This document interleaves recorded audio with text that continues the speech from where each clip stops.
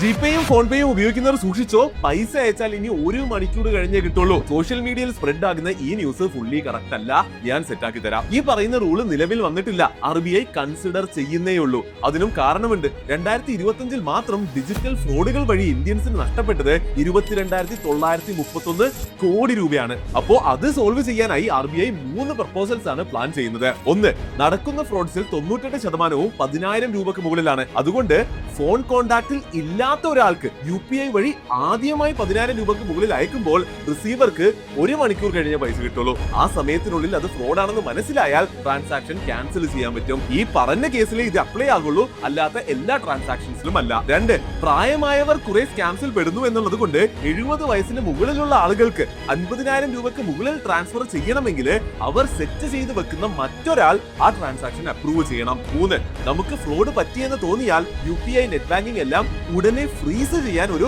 Single kill switch കൊണ്ടുവരും. അപ്പോൾ ഏറ്റവും സിമ്പിൾ ആയി പറഞ്ഞാല് UPI കുറെ കൂടി സേഫും സൂപ്പറും ആകാൻ പോകുന്നു. ഇതുപോലത്തെ കറക്റ്റ് സിമ്പിൾ ഇൻഫർമേഷൻ സമയത്ത് കിട്ടാൻ ഫോളോ ചെയ്തോ അതിശക്തം.